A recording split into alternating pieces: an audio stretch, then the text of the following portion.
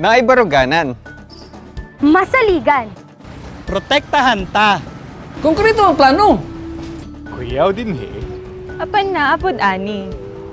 Magpadayon sa pagbago. Lilipad na ang agila, pagbabago ay itutuloy niya. Lilipad na ang agila, pagbabago ay itutuloy niya. Lilipad na ang agila, pagbabago ay itutuloy niya. Lilipad na ang agila, pagbabago ay itutuloy niya. Lilipad na ang agila, magtatanggol, magmamahal sa ating bansa. Lilipad na ang agila, at bagong araw at pag-asa'y kanyang dala. Lilipad na ang agila, magtatanggol, magmamahal sa ating bansa. Lilipad na ang agila, at bagong araw at pag-asa'y kanyang dala. Sa kanyang mga pakpak, kasama tayo sa paglipad. Sa taglay niyang lakas, hindi tayo matitibag. Sa kanyang puso ay titibay tayo. Tatatag, tataas, lilipad tayo. Tatatag, tataas, lilipad tayo.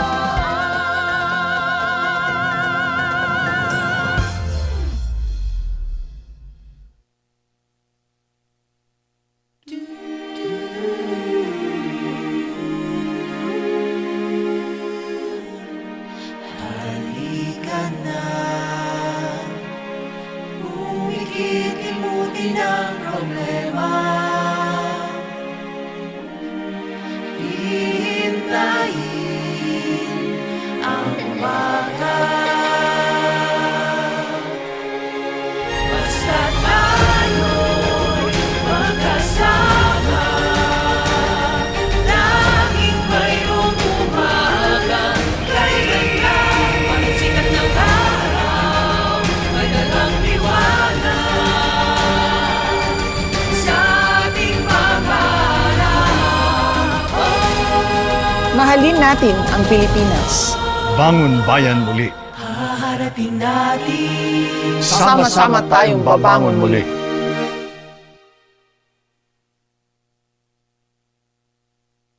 Marcos Duterte! Marcos Duterte! Marcos Duterte! Marcos Duterte!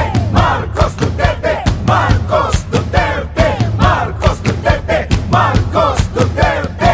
Bongbong Marcos ug Sara Duterte, pagka-presidente ug vice-presidente, atong pagdag-on karong eleksyon, ayaw magduha-duha alang sa atong kaugmaon. Luzon, Visayas o Mindanao magkahiusap para makabut ang kalina. Dapat pantay-pantay ang lahat. Walang kasarian, edad o relihiyon. Walang mahirap, walang mayaman. Ang kailangan ng bansa, pagkakaisa ng bayan, disiplinadong mamamayan, tuloy-tuloy na kaunlaran. Tunay, love you! Huwag ka mag-alala, number one kita! Siya'y isang simpleng tao, aking napatunayan. Mapagpakumbaba sa madla at maging sa kaibigan. Siya ay idolo ng marami, matanda at kabataan. Idolo ng inyong lingkod at tunay kong hinahangaan. At ngayong nakita ko na ang tunay na agila sa buong Pilipinas, siya'y aking ipapakilala. Eto na, Inday Sara, here she comes. Duterte! Eto na, Inday Sara, here she comes. Duterte! Di tayo pababayaan, bayan ay aalagaan. Eto na, Inday Sara, here she comes. Duterte! Eto na, Inday Sara, here she comes. Eto na, Inday Sara, here she comes. Duterte! Di tayo pababayaan, bayan ay aalagaan. Eto na, Inday Sara, here she comes. Duterte! Assalamualaikum warahmatullahi wabarakatuh sa mga kapatid nating Muslim at Eid Mubarak. Mayang buntag at magandang umaga po sa inyong lahat. Welcome po dito sa SA4U. Sa ngalan ni Mayor Sara Duterte, ako pong iyong lingkod, Tek Ocampo, live mula rito sa Davao City. Ngayong araw sa SA4U, kilalanin ang isa pang grupo ng mga youth volunteers na taos-pusong sumusuporta kay Mayor Sara Duterte. Samantala, isa pang kwento ng tagumpay at pasasalamat ang ating mapapakinggan matapos makabenepisyo sa Magnegosyo Taday Program. Abangan po natin yan maya-maya lang.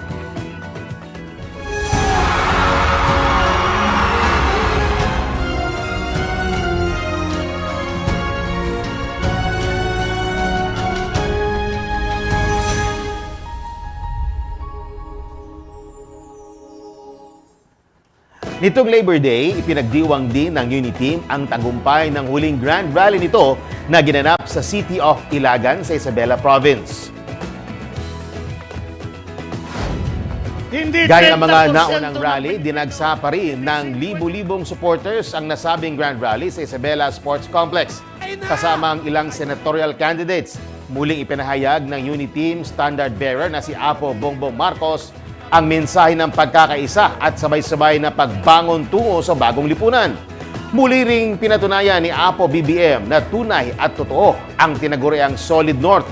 At habang papalapit na ang halalan, ipinagmalaki ng Unity Team ang mas lumalawak na suporta ng mga kababayan natin sa kanila.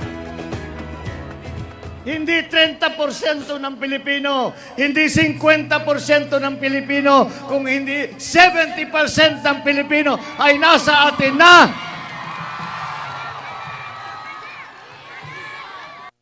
Makikita nyo po, ang Solid North, nandito po lahat ng mga leader ng Ilocania.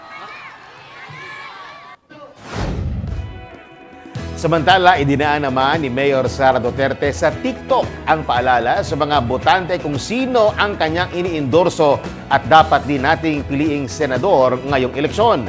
Panorin po natin ito. Bagong Pilipinas, bagong mukha, magprinsipyo ba isang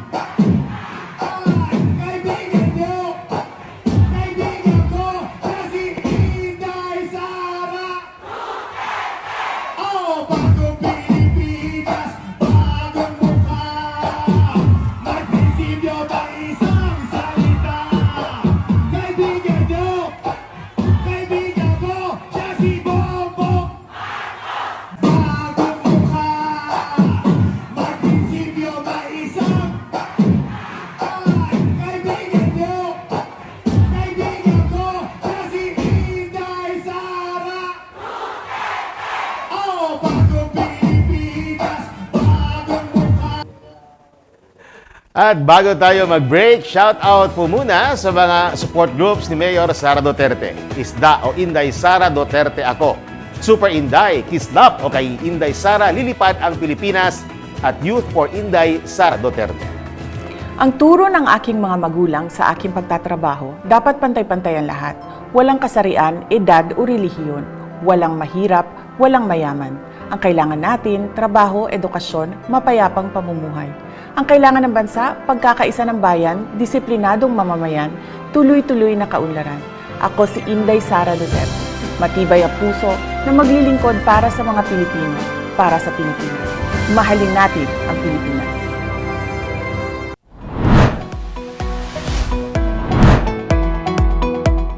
Sa simpleng pagpindot ng iyong cellphone, maaari nang maipahayag ang iyong pagsuporta sa Unity Team at ituloy ang pagbabago movement. Unang gawin ay pumunta sa www.ipm2022.ph. Upang maging opisyal na miyembro ng Unity Team at IPM, itap ang Register as a Supporter. Kompletuhin ang mga kinakailangang importanteng detalye ng supporter registration form, gaya ng iyong pangalan, middle name at apelyido, kasarian, edad at ang iyong mobile number. Kung ikaw ay isang overseas Filipino worker, piliin ang yes at ilagay kung saang bansa ka nakatira. Kung ikaw naman ay nandito sa Pilipinas, ilagay ang rehiyon, probinsya, lungsod o munisipalidad at kung saang barangay ka nakatira. Kinakailangan rin ang iyong kompletong address. Paalala, huwag gumamit ng pagdadaglat o abbreviation. Sunod ay piliin ang kategorya na iyong kinabibilangan. Pumili rin ng sektor na iyong kinabibilangan. Siguraduhin tama ang iyong ibinigay na impormasyon bago pindutin ang save button. Pagkatapos pindutin ang save button, lalabas sa screen ang iyong official ID. Nagpapatunay na ikaw ay isang official supporter ng Uniteam at ituloy ang pagbabagong movement. Paalala, hindi na maaaring bumalik sa nakaraang page kung nariyan na ang iyong official ID. Agad na pindutin ang save button bago ito mawala. Kung sakaling mayroong mga katanungan, maaaring message ang ituloy ang pagbabago Facebook page at agad namin itong sasagutin. Banda ang agila at bagong araw at pag-asa kanyang dala sa kanyang mga pakpak. Kasama tayo sa pag-ibig, sa kanyang puso ay titibay tayo at tatataasipan tayo. Inday Sara, sa'yo lang umaasa.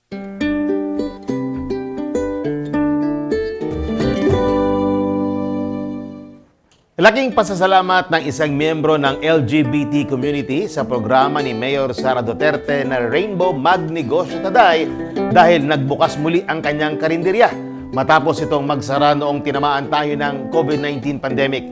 Tunghayan natin ang kwento ni Fritz Peralta.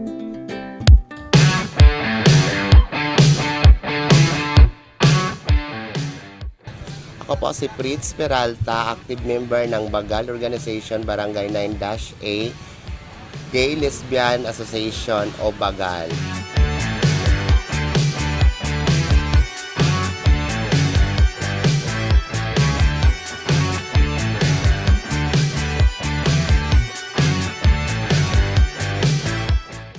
Five years na akong active member ng Bagal at halos 20 years na akong nagtitinda ng ulam at merienda dito sa aming lugar. Mula noon ay ito na talaga ang alam kong negosyo.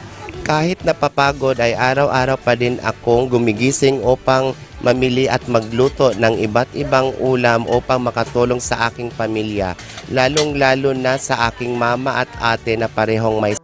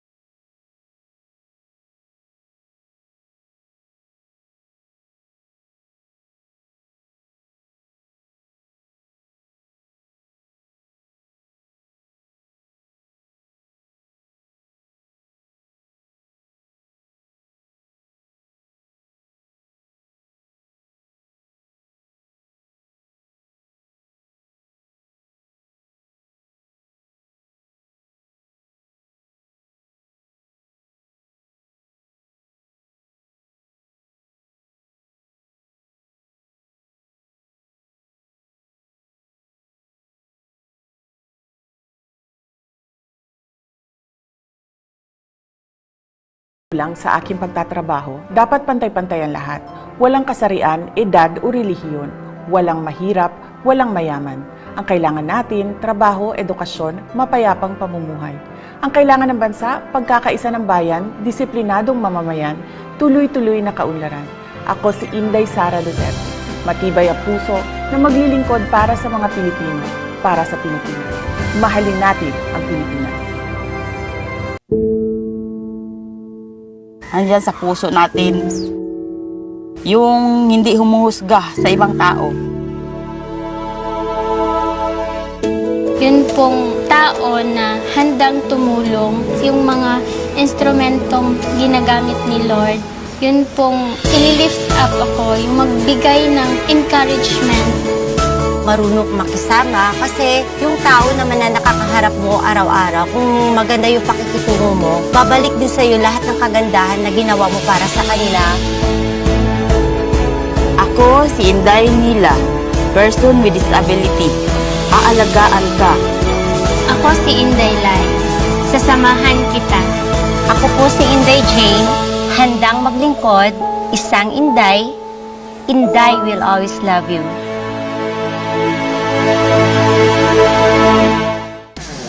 Lilipad na ang agila at bagong araw at pag-asa kanyang dala sa kanyang mga pakpak. Kasama tayo sa pag-ipag, sa kanyang puso ay titibay tayo at tatataasipan tayo. Inday Sara, sa'yo lang umaasa. Welcome back sa Sara All For You. Shoutout muna po sa mga grupong sumusuporta kay Mayor Sara Duterte. Sara All, Inday Cares, Isip Pilipinas o Inday Sara, ikalawang Pangulo ng Pilipinas, Solid Inday Sara o SIS at Sara Tayo. Mahalin natin ang Pilipinas. Haharapin natin. Dito sa segment na Mahalin Natin ang Pilipinas, isa pang grupo ng mga kabataan na sumusuporta kay Mayor Sara Duterte at sa Unity ang ating makakapanayam. Sila po ang Youth Alliance Movement ng Pampanga. At makakasama po natin ngayong umaga ang tatlong youth leaders na sina James Torrejas, Vice President, Aya David, Secretary, at si Arvin Rabara, Auditor. Magandang araw po sa inyong lahat at welcome dito sa Sara All For You. Thank you so much po for having us here today. I understand, nasa iba't ibang location kayo. Sir James, nasaan po yung location ninyo ngayon? Currently ako po nasa Mabalacat City po, sa Pampanga. Okay. Si ano naman, si Sir Arvin, nasaan po kayo ngayon? Hello po, good afternoon po sa lahat. I'm currently in Florida Blanca po. Florida Blanca. Okay. Si Ma'am Aya naman. Hello, good morning. Ako po, I am here in Angeles City. Angeles City. Okay.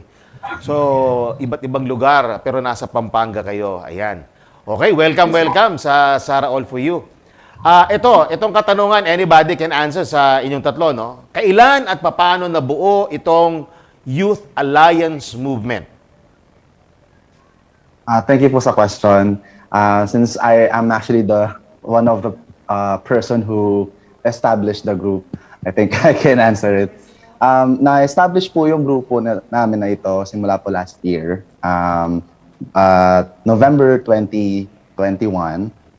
And na-establish po ito dahil nagkaroon po ng Unity Ride dito sa San Fernando, Pampanga. And then they toured across Pampanga. And then after that, the youth decided po na magtayo ng grupo. Actually, marami po silang mga grupo, pero ito po talaga is focused sa youth.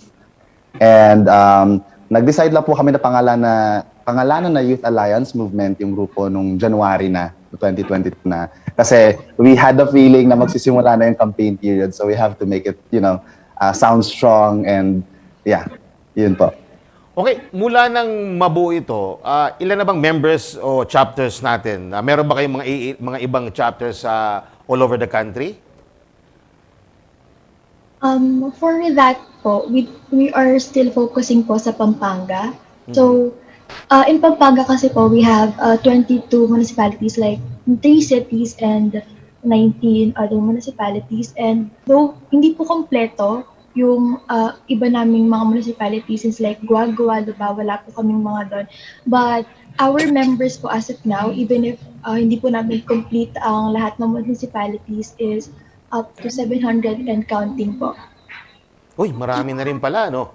Ano naman ang ginagawa ng inyong grupo, mga activities ninyo bilang pagsuporta kay Mayor Inday Sara at kasabay na rin ng pagtulong sa ating mga kababayan na nangangailangan?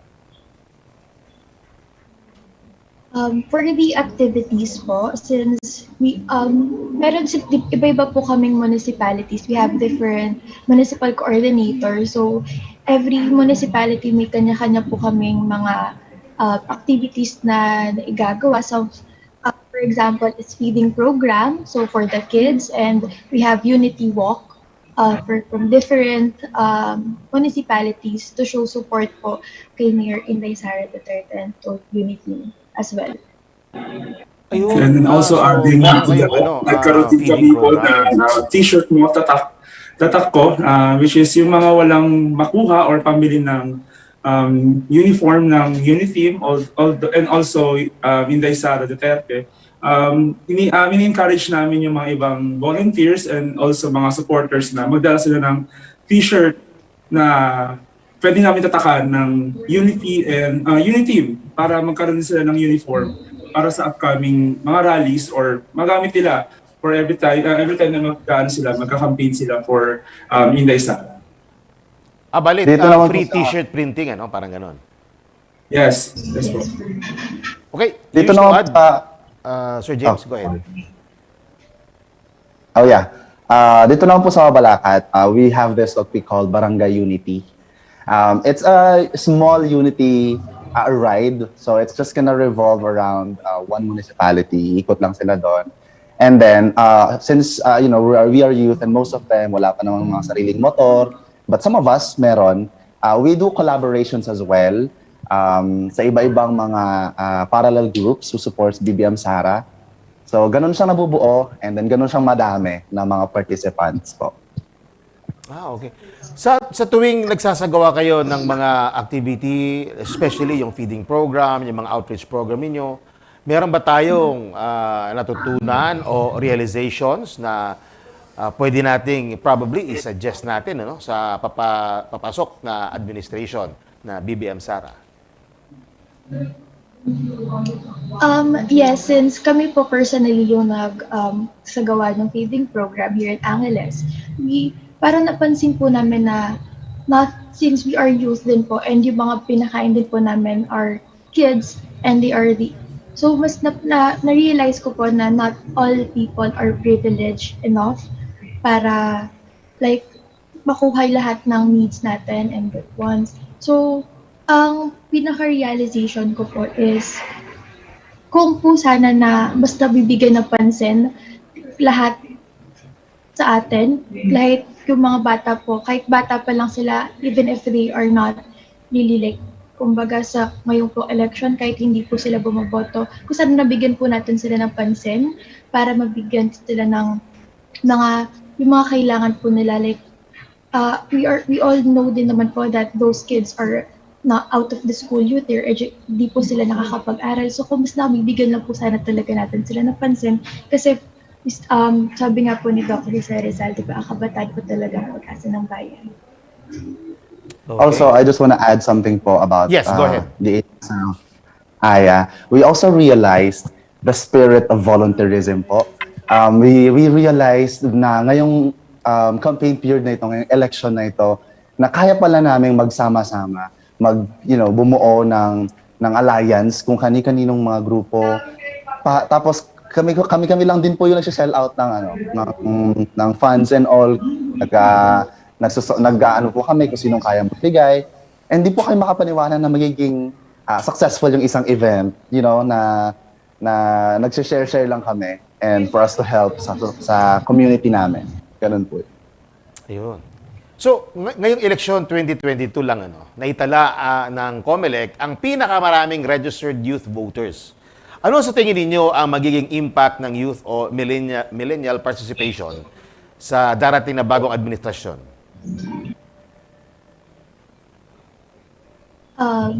Mauna na po siguro ako sumagot. Sige po, go ahead. For me, ang magiging impact ng youth, so sa next administration natin is like yung pagkakaroon po natin ng active participation. Since before kasi mostly youth, we're not really that active in terms of politics or in terms of government, and we usually just express our freedom of speech or our self through social media. But now, since the campaign started, majority po ng mga nag-a-attend or ng mga nag-active po talaga are youth. So, yun po ang magiging impact, yung youth involvement po or active participation ng mga youth or ng mga millennial sa next na darating na for the next 6 years or for the next administration po. Gusto ko lang din pong mag-add. Go ahead, Vin. Sorry. I would like to add din kasi na Yung mga youth ngayon is inclined na sa computer age kasi easy access na sa internet. One click lang, ma-search mo yung ganito ganyan. So magiging involvement natin, kaming mga youth is more on social media. Pwede na kami agad makapag-post ng mga positive or sometimes mga disappointment. Kasi madali na lang makapaglabas ng salobin sa internet. So for me, magiging malaking involvement ng mga youth is through social media. Yung sa akin naman po na masasabi ko dito is that ang social media po is very powerful, lalo na pag ang may actually hawak nito or may kakayahan nito is mga youth o kabataan dahil napaka-techy po nila. And I actually have 2 points na ma-share. One is that the youth is makakatulong po sila sa next administration by stopping the spreading of fake news po. Kasi dyan po talaga talamak ang pag-spread ng fake news sa internet world, sa social media. So malaki po yung role nila para ma-avoid po yung gano'n. Second is that the security, na lalo na dito sa paparating na halalan. We encourage everyone to be vigilant and use their device to record something if something suspicious po na nangyayari. Ngayon po kasi madali na po kasi siyang mai-record or just in case na merong mangyayari hindi maganda or kahit sa in general sense na po nagagamit po yung social media para maprotektahan ng isang tao or bagay or event and mapanatili po yung kaayusan nito. Yun po. Okay, thank you. Mensahe niyo po para sa Youth Alliance Movement volunteers at sa mga kababayan na rin natin. Go ahead po. Siguro Mauna ka na, James. Thank you. Yes. Yes. First of all, I want to thank you all for all the members of Youth Alliance Movement sa sawang pagsuporta at walang kapagurang pagpunta sa mga event natin volunteers tayo, wala tayong bayad. Pinakita nyo talaga yung spirit ng volunteerism. Yun lang. Gusto ko lang mag-add na ito na, malapit na yung ilang buwan na papapagal natin, yung ilang buwan na pagsabak natin sa mga campaign rallies, mini caravans, and then mga activities natin. Magbubunga na, so kapit lang tayo, babangon tayo muli. Ayun, yun lang. Aya, go ahead.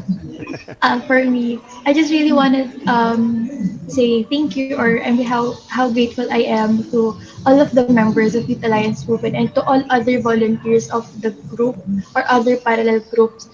Kasi hindi po natin, we're not scared to show how our full support po sa ating sinusuportan kay Minister Inday Sara and sa Unity po. So, yun lang, I just really want to acknowledge their efforts, their support, lahat po ng pagpapagod nila. Natapos na po tayo. So, lapit na po. And of course, mensahe nyo para kay Mayor Sara Duterte. Go ahead. I think I can go first there. Since ako yung vice president ng group, I can really relate to her. But I just want to thank you, soon to be Vice President, Mayor Inday Sara Duterte, for showing us your efforts and time na makapunta sa buong sulok ng Pilipinas to visit each and every provinces to show na you are there, ready to win na talaga. So thank you so much for that, Madam. Next. Ako naman po. I would like to say thank you kay Mayor Inday Sara na binigyan niya ng panibagong pag-asa ang bawat Pilipino nung tumakbo siya or nag-decide siyang tumakbo for Vice President. Hindi mapaglagyan ng ligaya nung araw na nagsabi siya na tatakbo siya. for Vice President at sasamahan niya si Apo BBM. Sabi kong ganun, di ba before nagkaroon ng Hershey na hindi na siya tatakbo at itutuloy niya ang pagiging mayor ng Davao. Pero nung sinabi niya na tatakbo siya as Vice President, I'm so happy on that. Sabi ko, magkakaroon na ng panibagong pag-asa through Vice President claiming na si Mayor Inday Sara Duterte. Kinakabahan po kasi. Pero yun, gusto ko magpasalamat na isang agila or si Ma'am Inday Sara ay nag-decide to run for Vice President. Okay, Miss Aya. Ako naman po to Mayor Inday Sara Duterte, my message lang po sa kanya is, as a woman or as a girl, I really admire her po because for me, she's really the epitome of woman empowerment. Like, she's really the perfect example of how a woman should be, a strong, independent woman. So, personally, I just want to tell her that dahil sa kanya, nagkakaroon kami mga babae ng lakas ng loob para tumayok sa sarili namin without depending on other people. Yun lang. One last message po for everyone. Yeah. From Youth Alliance Movement, Vice President Inday Sara Duterte, burger ka sa amin. Maraming salamat po, James Torrejas at Aya David. At siyempre kasama rin natin si Arvin Arabara ng Youth Alliance Movement. Nako, maraming salamat sa inyong suporta at mabuhay po kayo. Ayan. Bago tayo magpaalam, shoutout po muna sa mga grupong patuloy ang suporta kay Mayor Sara Duterte, Apo Bongbong Marcos at sa buong UniTeam. Let's Go UniTeam Coalition, Marcos Sara Duterte Alliance o Masada, Tigre at Agila ng Pilipinas, Caloocan, Camarin Senior Citizens Chapter at Pugpong Federal Lanao del Sur Chapters at iba't ibang BBM Sara UniTeam Chapters sa buong mundo. At dyan po nagtatapos ang SA4U ngayong araw. Maraming salamat sa inyong patuloy na pagsubaybay sa ating programa. Muli pong paalala, mag-ingat pa rin laban sa COVID-19, hindi lang para sa ating sarili, hindi para rin sa ating mga mahal sa buhay. Kaya, always wear your face mask, observe social distancing, at magpabakuna o booster shot po tayong lahat.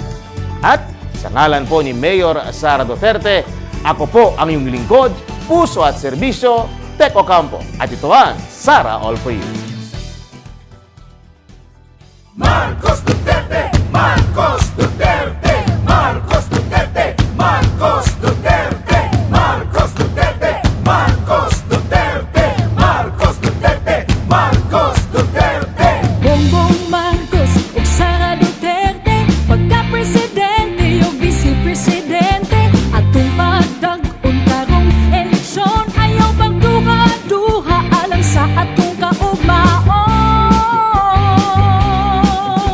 Luzon, Visayas ug Mindanao magkahiusa para makabut ang kalinaw. Lahat ay kasama, lahat ay kabilang. UniTeam para sa sambayanan.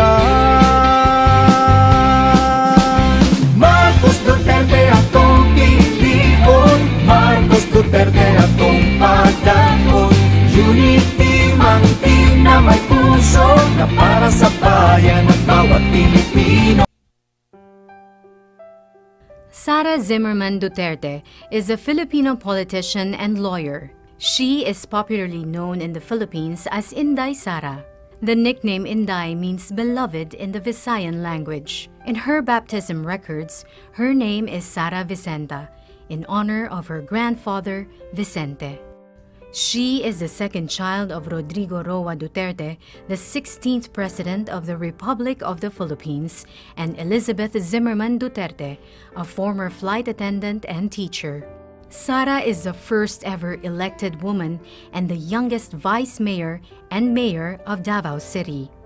Her life is profoundly backdropped by her family's long history in politics and public service. Her socio-political acumen and leadership skills have been sharpened by the Duterte family's tradition of working in the government and serving the people.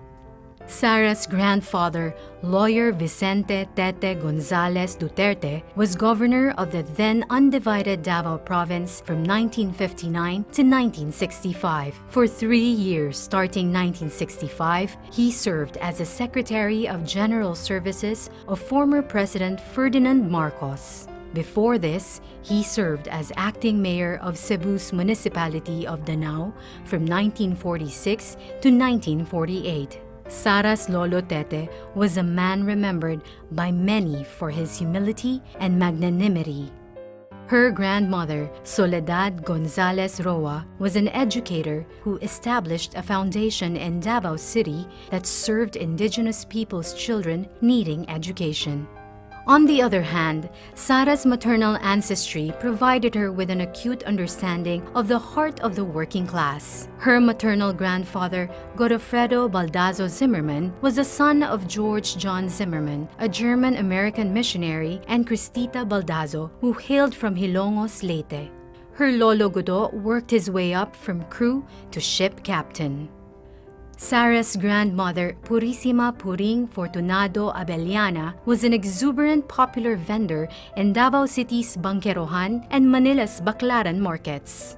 Puring's roots are traced back to Tuburan, Cebu, and is said to be a putative descendant of Hari Tupas, the son-in-law of Hari Humabon. Before politics, Sara had a brief stint as a court attorney in the Supreme Court of the Philippines in 2006. She then served as vice mayor from 2007 to 2010 and was elected mayor in 2010 in what is now known as the biggest landslide election victory in the history of Davao. Although a newcomer in 2007, Sara demonstrated transformational leadership skills among the members of the City Council. Her colleague, the veteran legislator Pilar Braga, described her as a firm, principled, tactful negotiator, pacifier, and fearless administrator. One of the landmark legislation passed when she was vice mayor was the Watershed Code of Davao. It aims to protect, conserve, and manage the watershed areas of the city. Her landmark project while serving vice mayor was Inday para sa Barangay, a whole-of-government approach to service every year in each of the 182 barangays of the city.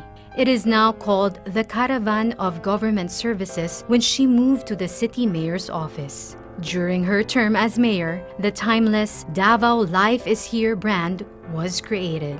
It propelled Davao City's image as a desired market and destination for investment and tourism events, including the meetings, incentives, conference, exhibitions market. As a neophyte mayor in 2010, she easily gained the trust of Region 11 economic pillars. Then President Benigno Simeon Aquino Jr. appointed her as chairperson of the Regional Development Council. The RDC under her leadership made notable accomplishments that propelled the region.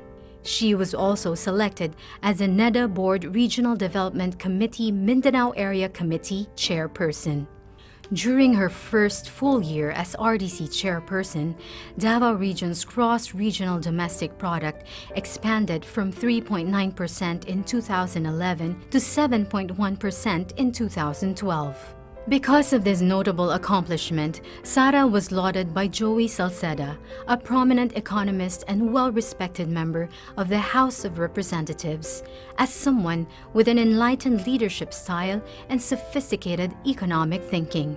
Under Sara's leadership, Davao City soared to greater heights and emerged as a premier city in Mindanao. For the short period of 2011 to 2013, Davao City received 36 awards, citations, and recognitions for good governance, business, tourism, health, environment, fiscal management, transparency, among others. Sara served as a regional officer of the National Movement of Young Legislators in 2007 to 2010 and served as officer in the National Executive Board of the League of Cities Philippines in 2010 to 2013. At this point, she already figured in the early surveys for senators in the 2013 elections, even if she was underage. In 2013, Sara took a respite from politics, devoting her time as one of the partner lawyers of Carpio and Duterte lawyers. She passed the pre-judicature program of the Philippine Judicial Academy in preparation for her plans to join the judiciary.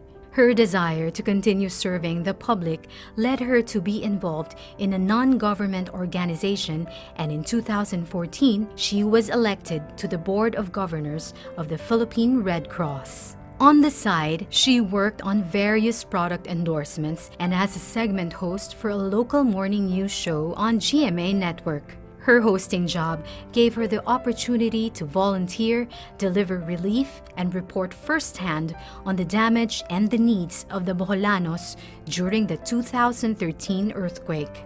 In 2016, Sara re-entered local politics and ran for mayor. She and her mother Elizabeth, who was in between cancer treatments, embarked on a national bus caravan called Biyaheng Duterte to help campaign for President Duterte. They were joined by some members of the family and Sara's friends and classmates from high school.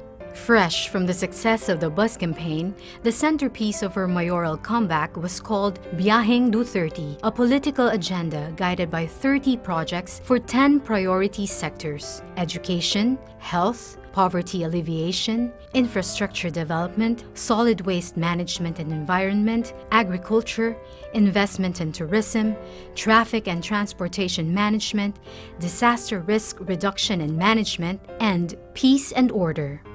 As a believer of continuity, Sara's 2019 mayoral re-election bid was anchored on the 2016 platform, but this time called Biyaheng Duterte, the second trip.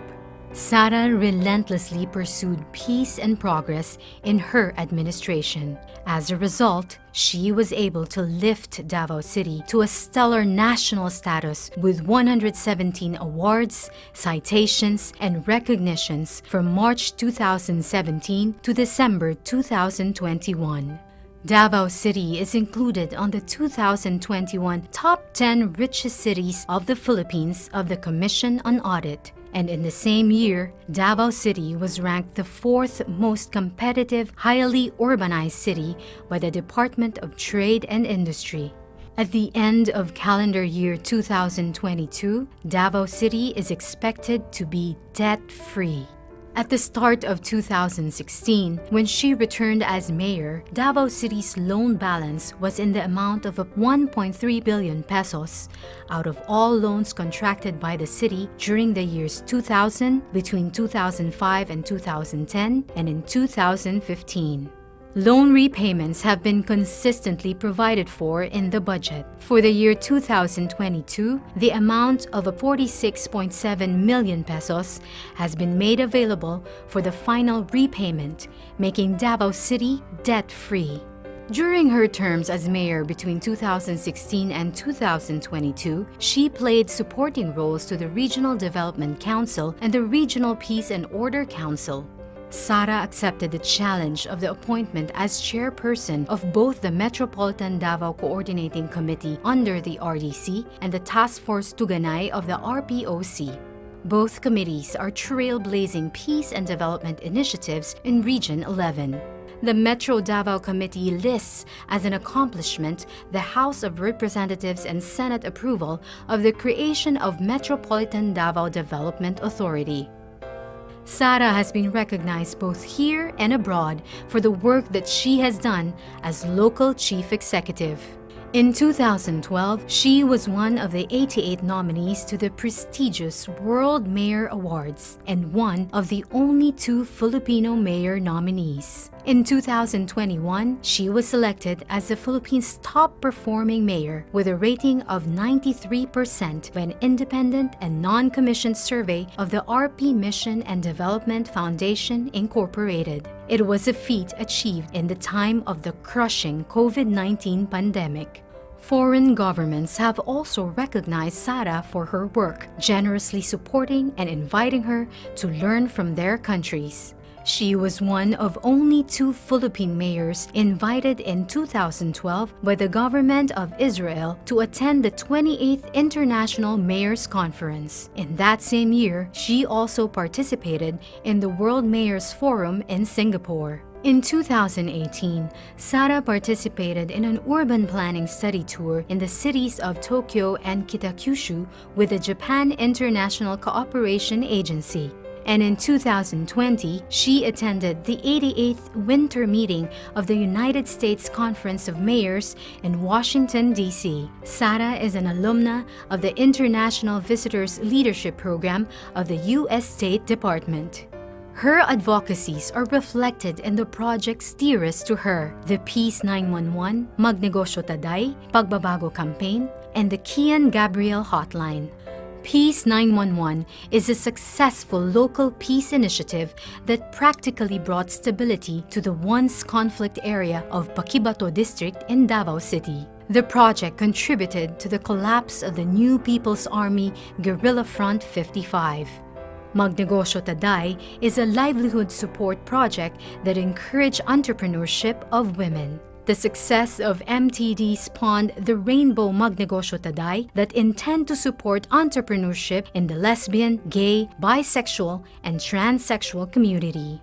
The Pagbabago campaign is a two-pronged approach to solving interlocking problems related to poverty, children's education, and responsible parenthood. Through the Pagbabago campaign, children and parents in the communities are given bags branded as Pagbabago that contain reading materials on the importance of education and responsible parenting. Sara personally delivers these bags to children and parents. She uses her voice and influence to steer families into the right path out of poverty. The Kian Gabriel Hotline was created to allow anonymous reporting of child neglect and abuse that paved the way to rescue children in distress. The hotline was created in memory of 2 children in Davao City who died because of abuse. Since its operationalization in October 2016 and as of January 2022, no child has died at the hands of abusers in the city. In 2018, Sara led the creation of Hugpong ng Pagbabago, a region-wide political party aimed at creating a strong, peaceful, and developed region that can become a symbol of hope for our country's progress. Just like in 2016, she also went around the country in 2019, but this time on her favorite big bike, a 900cc Yamaha XSR, she fondly named Ella to help campaign for senator candidates. In November 2021, Sara took her oath as a member of the Lakas Christian Muslim Democrats National Party. Sara is currently the chairperson of both the HNP and Lakas CMD.